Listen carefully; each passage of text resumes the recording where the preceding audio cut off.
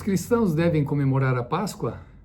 E nem estou falando de ovos de Páscoa, porque isso é uma tradição pagã que foi incorporada pouco a pouco no seio do cristianismo.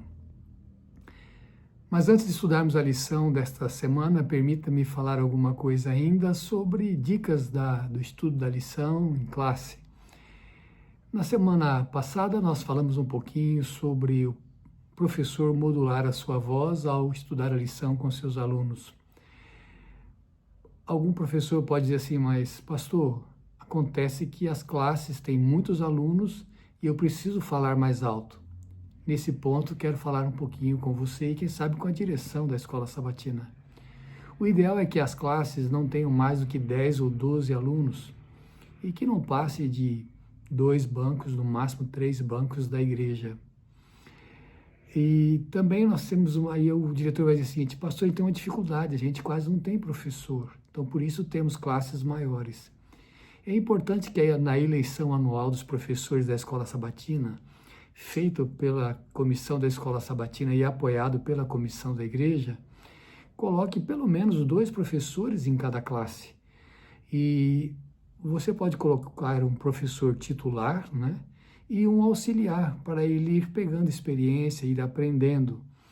É verdade que nem todas as pessoas na igreja têm o dom do didascalos, né? Ou do didaquê, conforme Paulo fala lá, dos dons que Deus deu à igreja, né? Um deles é o dom do ensino. E nem todos na igreja têm essa habilidade.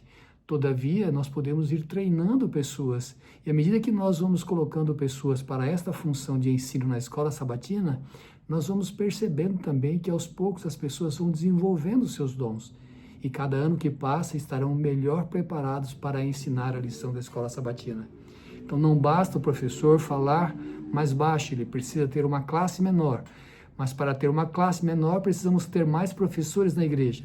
Então precisamos dar oportunidades para que outros professores, além do que nós já temos, anualmente então acrescentarmos associados, jovens, pessoas que vão se desenvolvendo na capacidade de ensinar, de comunicar, de transmitir a vontade de Deus para as pessoas. Tá certo?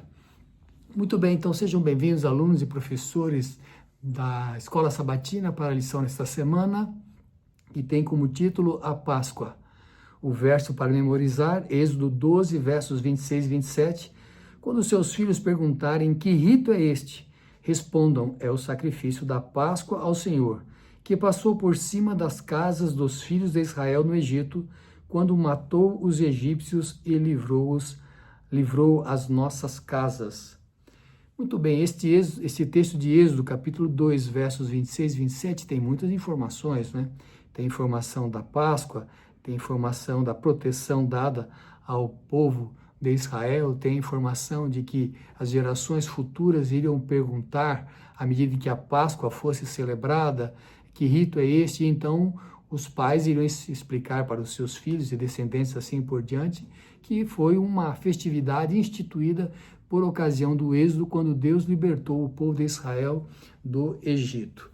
Mas vamos pensar então algumas coisas aqui.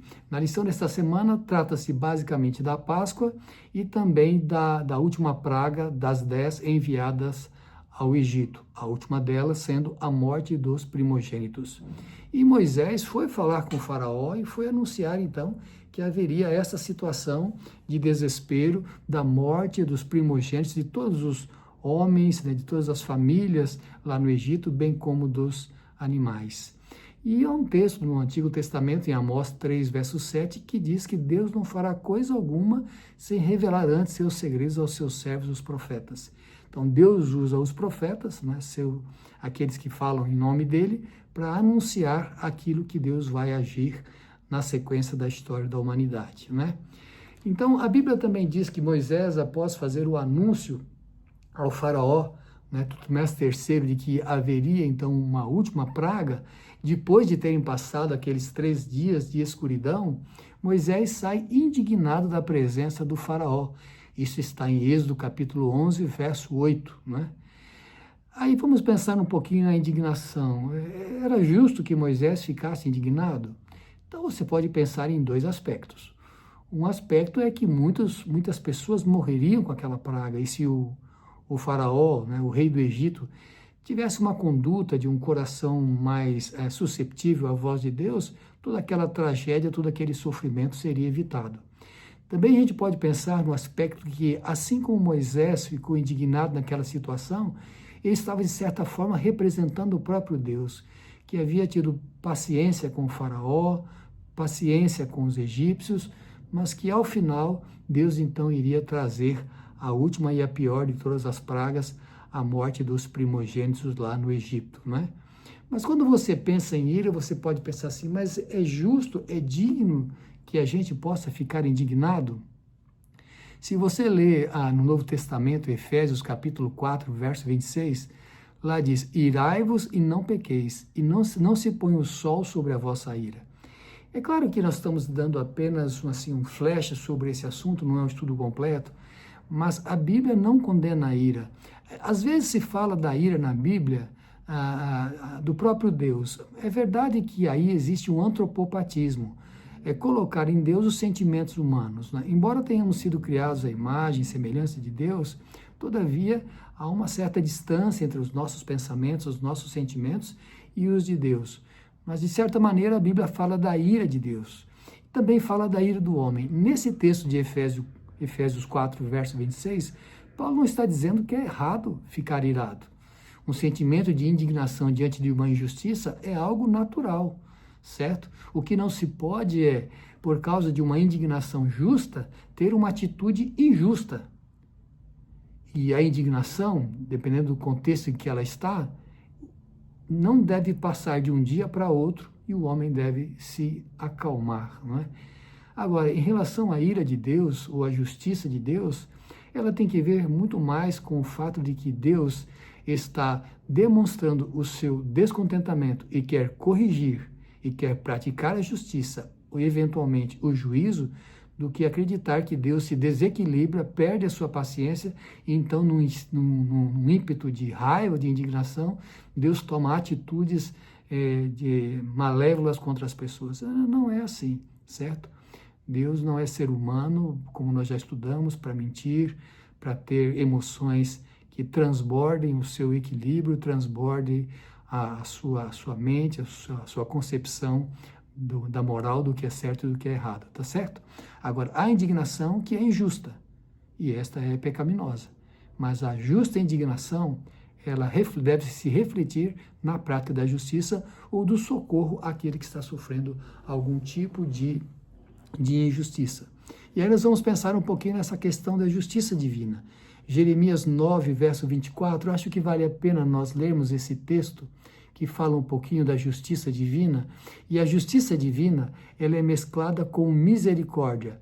É claro que haverá um momento, a Bíblia fala sobre isso, em que serão derramadas as taças, né, das últimas pragas. Vamos falar um pouquinho sobre isso nos eventos finais, aí, as 7 últimas pragas, que é o derramamento da ira de Deus sem misericórdia, mas aí é um contexto um pouquinho diferente. Mas em Jeremias 9, verso 24, está escrito o seguinte, mas o que se gloriar, glorie-se nisto, em me entender e me conhecer que eu sou o Senhor, que faço beneficência, juízo e justiça na terra, porque destas coisas me agrado, diz o Senhor. Então, quando a Bíblia fala do juízo, da justiça divina, ela inclui também a beneficência, a bondade de Deus.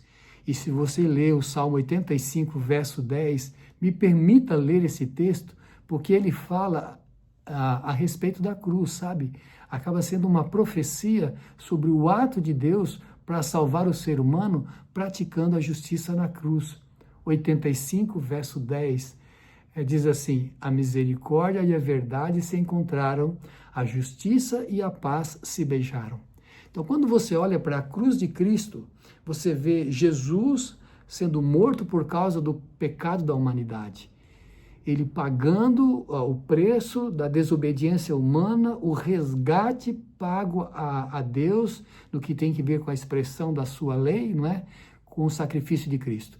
Então, em Romanos capítulo 1, versos 16 e 17, Paulo diz assim, eu não me envergonho do Evangelho, porque ele é o poder de Deus para a salvação de todo aquele que nele crê.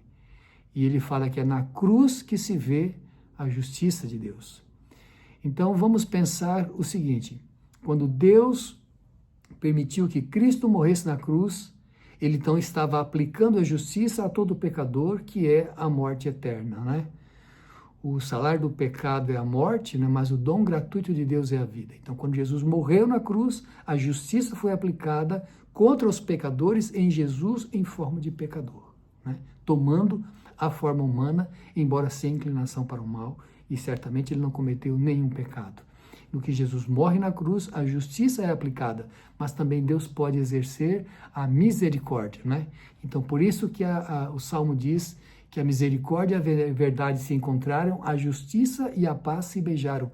Na cruz de Cristo, você tem a maior demonstração da justiça divina sendo aplicada junto com a misericórdia. Porque ao Jesus morrer na cruz, pagando o salário do pecado, Deus então pode oferecer o perdão, a salvação, a vida eterna. Mas se você ler Isaías 18, verso 21, lá fala do ato estranho de Deus. Então, quando Deus condenar os ímpios à morte eterna, então estará sendo praticado o ato estranho de Deus, porque não é prazer de Deus que o ímpio morra, que o ímpio venha a perecer. Aliás, quando você pensa na atitude de Faraó e as consequências que ele trouxe com a sua atitude para com o povo, você pode imaginar por que o juízo final contra os ímpios, contra os maus, acontecerá apenas após a morte de todos eles. Porque aquilo que a gente faz nessa vida influencia até a terceira e quarta geração, até a milésima geração, digamos assim. Há atitudes que são tomadas pelos homens de maldade, de pecado, de desobediência, de crueldade, de desvio da vontade de Deus, que avança para gerações futuras, e quando Deus for julgar o homem, vai julgar por aquilo que ele fez e a influência, as consequências daquilo que ele fez ao longo de todo o tempo. Muito bem, vamos pensar então um pouquinho sobre a Páscoa, né? Então você sabe, Deus então falou para que os israelitas eles pudessem então matar um cordeiro de 1 ano sem defeito, macho, e tudo isso tem que ver com Jesus, né? O Cordeiro de Deus que tira o pecado do mundo. São João 1, verso 29 diz essa expressão aí, João Batista diz, esse é o Cordeiro de Deus, eis o Cordeiro de Deus que tira o pecado do mundo. Então, esse cordeirinho deveria ser morto e o seu sangue então será aspergido nos batentes das portas, né? Então, nas laterais e também no alto, né?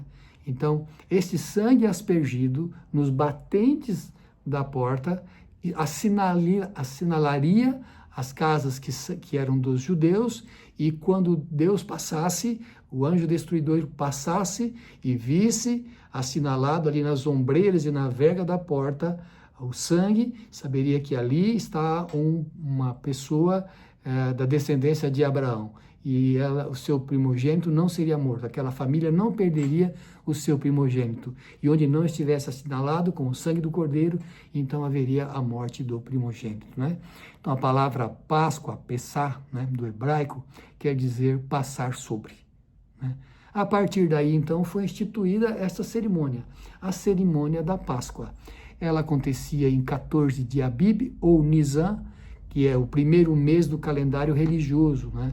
Então, Nisan, porque este mês de Abib passou a ser chamado de Nisan depois do cativeiro babilônico. E você vai para Tisri, é o primeiro mês do calendário civil. Então, é assim, o primeiro mês do calendário religioso é o 7º mês do calendário civil. O primeiro mês do calendário civil é o 7º mês do calendário religioso. Então, o primeiro mês do calendário religioso Abib, o 7º mês do calendário civil. O primeiro mês do calendário civil, Tisri, é o 7º mês do calendário religioso. Então, em 14 de Abib, eles deveriam, então, celebrar a Páscoa. Junto com a Páscoa, digamos assim, ao pôr do sol, né, para o dia seguinte, começava a festa dos pães ázimos, né, e que durava 1 semana. Em algum momento na Bíblia, a Páscoa é mencionada como tendo 1 semana, é porque muitas vezes se via dentro desse contexto da festa dos pães ázimos, que iniciava-se praticamente junto com a festa da Páscoa. A festa da Páscoa, 14 de Abib. A festa dos pães ázimos, de 15 a 21, então, tá certo? Então, anualmente, esta festa deveria ser celebrada para anunciar, então, às gerações futuras o poder de Deus para libertar o seu povo do Egito. Então, a Páscoa tem que ver com uma libertação nacional de um povo na perspectiva da vinda de Jesus, o Cordeiro de Deus que tira o pecado do mundo. Né? Ainda falando sobre a Páscoa e referindo-se a Jesus como a Páscoa, a primeira carta aos Coríntios, capítulo 5, verso 7, diz que Cristo é nossa Páscoa. E nesse mesmo contexto, primeira carta aos Coríntios 5, verso 7, se você for ler todo o texto, você vai ver no início, é algo deplorável, né? Mas um membro da igreja de Corinto, ele vai coabitar com a sua madrasta, né? E Paulo fala dessa fornicação, dessa contaminação, que nem entre os ímpios se ouvira falar. Então ele diz assim para os coríntios, olha, vocês devem abandonar o velho fermento, né? E vocês devem pensar em Cristo como a nossa Páscoa. Então vocês devem abandonar o pecado. Assim, então, normalmente, o fermento é símbolo de pecado. Então você tem essa referência do apóstolo Paulo, quando houve a fornicação daquele rapaz que coabitou com a sua madrasta. Você tem Jesus falando para os discípulos, olha, vocês tomem cuidado com o fermento dos fariseus, quer dizer, a malícia, a astúcia deles. Então, fermento, normalmente na Bíblia, é símbolo de pecado. Porém, há alguma ocasião que não é. Quando Jesus conta aquela parábola e fala que a mulher acrescentou o fermento à farinha, e ali ele está falando da evolução do reino de Deus. Nesse contexto, então, fermento não tem o simbolismo de pecado. Assim como na Bíblia, a serpente, né? A antiga serpente, também representa o diabo. Há contexto em que a serpente não representa o diabo. Por exemplo, quando Jesus está conversando com Nicodemos, né? E ele fala que o Filho do Homem deve ser levantado, né? Assim como a serpente foi levantada no deserto, e as pessoas que eram fedidas, ao olharem para ela, ficavam curadas, né? Não morriam. Assim também Jesus iria salvar a humanidade. Então, o significado, o simbolismo usado por Deus tem que ser interpretado sempre dentro do contexto em que ele está, certo? Dentro do texto bíblico, ok? Mas vamos pensar um pouquinho então. Os cristãos devem observar a Páscoa? A Páscoa era eminentemente uma festividade judaica, embora com a perspectiva da vinda de Jesus, o Cordeiro de Deus que tira o pecado do mundo. Mas quando você vai estudar os evangelhos, você vê que Jesus está em uma cerimônia pascal, né? Naquela quinta-feira à noite, e ele pega dois emblemas. Ele pega o pão sem fermento e pega o vinho sem fermento, e ele diz, este é o meu corpo, né? Este é o meu sangue, né? E ele fala assim simbolicamente. Então, na primeira carta aos Coríntios, capítulo 11, verso 25, está o texto que se refere, fazei isto em memória de mim. Então, vamos pensar aqui.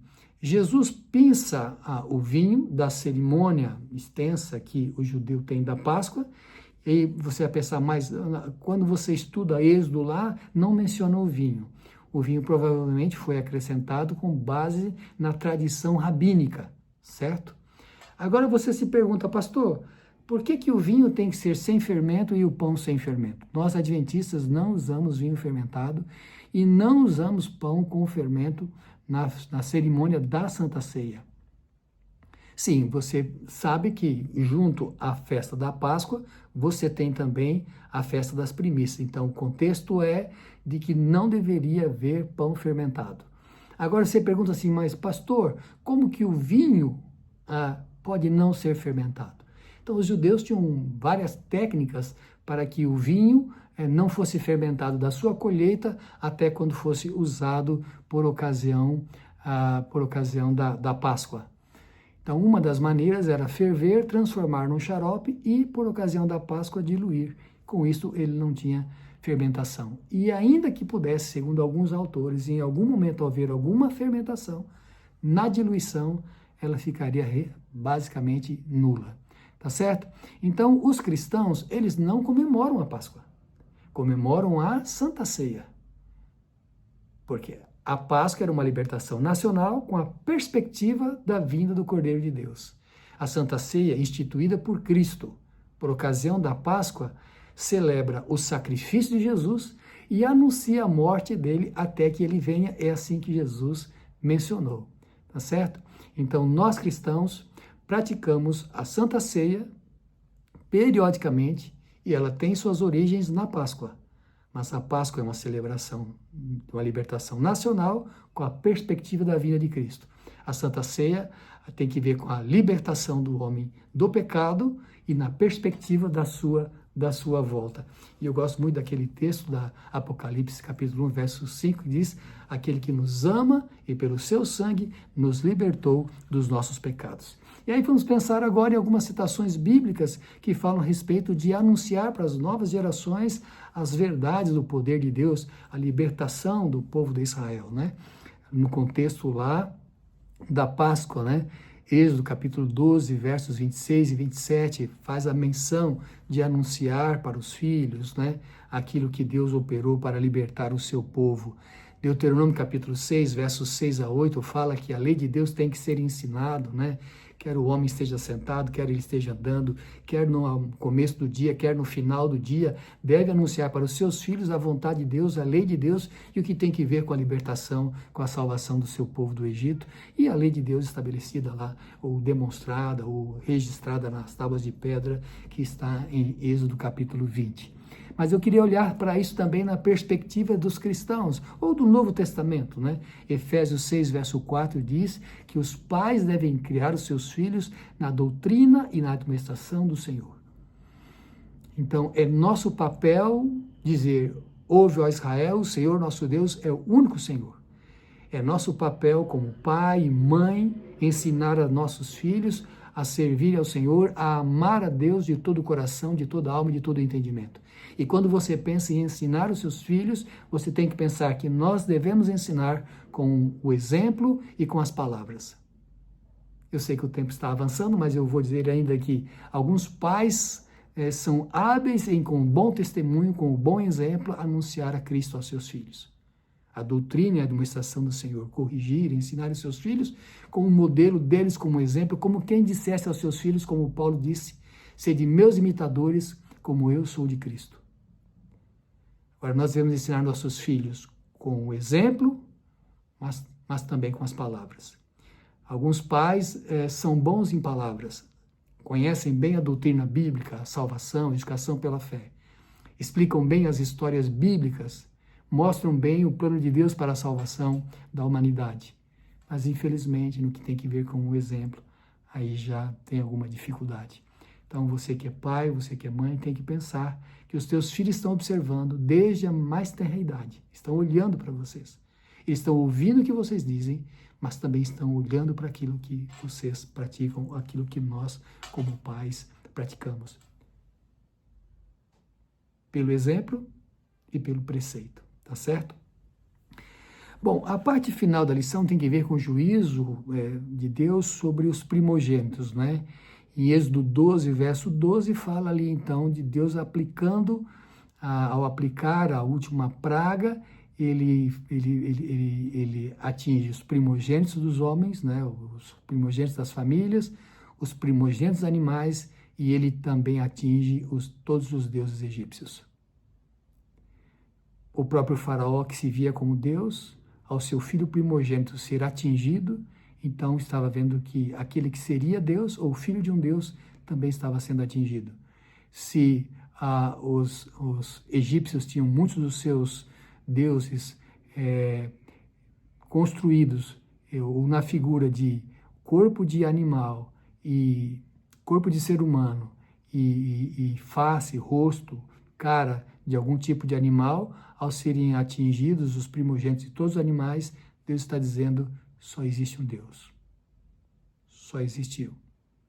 O ídolo nada é, conforme estudamos na semana que passou, né? E aí eu queria pensar com você um pouquinho sobre a questão das pragas na perspectiva futura. Nós olhamos para o passado, as 10 pragas do Egito, 10, número de completude, né? A assolação que houve sobre o Egito e a demonstração que Deus é o único Deus. como Deus atuou em relação àqueles que eram rebeldes contra ele, os ímpios, pessoas de coração duro.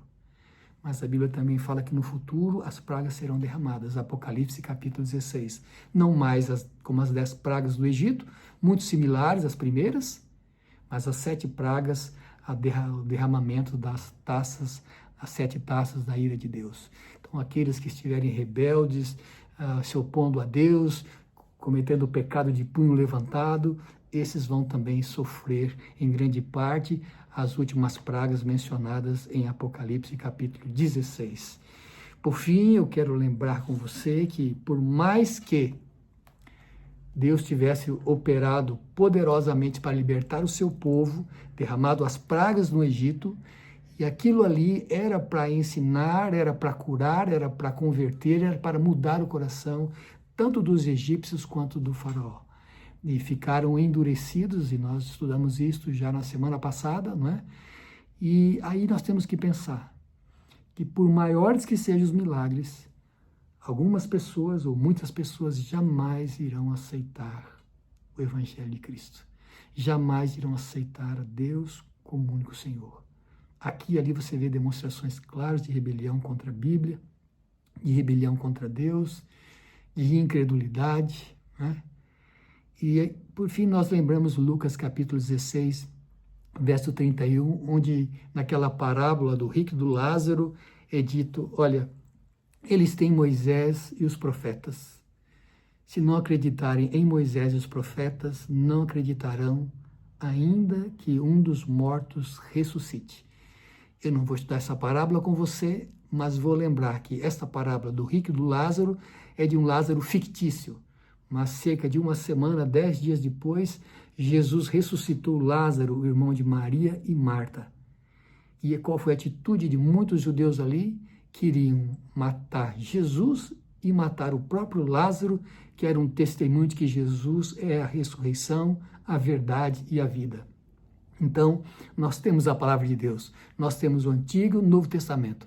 Nós podemos exercer fé. A fé vem pelo ouvir e ouvir a palavra de Deus. E o justo viverá pela fé.